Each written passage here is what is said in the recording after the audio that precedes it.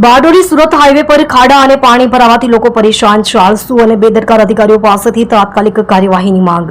સુરતના બારડોલીથી સુરત જતા રાજ્ય ધોરીમાર્ગ પર મોટા ખાડા અને પાણી ભરાવાના કારણે વાહન ચાલકો અને સ્થાનિક લોકોને ભારે મુશ્કેલીનો સામનો કરવો પડી રહ્યો છે।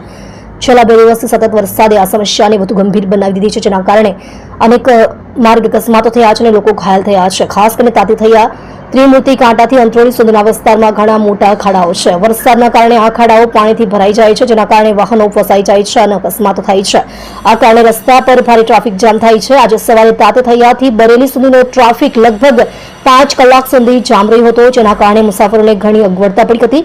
આ ઉપરાંત બરેલીથી અંત્રોળી સુધીનો સર્વિસ રોડ પણ ખાડાઓના કારણે સંપૂર્ણપણે જોખમી બની ગયો છે। ઘણી જગ્યાએ મિલોમાંથી નીકળતું ગરમ અને કેમિકલયુક્ત પાણી આ સર્વિસ રોડ પર ઢોળાય છે, જેના કારણે તે ઘણીવાર બંધ રહે છે। ખાડા, પાણી અને કચરાના કારણે આ રસ્તો હંમેશા સમસ્યારૂપ રહ્યો છે અને તેનો કોઈ કાયમી ઉકેલ પણ આવ્યો નથી। આ કારણે વાહન ચાલકો અને સ્થાનિક લોકોમાં ભારે રોષ છે। સતત ટ્રાફિક જામ અને અકસ્માતોને કારણે જીરા ટ્રાફિક ટીમ અને કડોદરા ટ્રાફિક ટીમને ટ્રાફિક સાફ કરવામાં અને કલાકો સુધી ફસાયેલા વાહનોને દૂર કરવામાં ઘણો સમય અને સમસ્યાઓનો સામનો કરવો પડે છે। સ્થાનિક લોકોએ વહીવટીતંત્ર અને સંબંધિત અધિકારીઓ પાસે તાત્કાલિક ધ્યાન આપવાની માંગ કરી છે। લોકોનું કહેવું છે કે આ સમસ્યાનું વહેલી તકે નિરાકરણ લાવવું જોઈએ, જેથી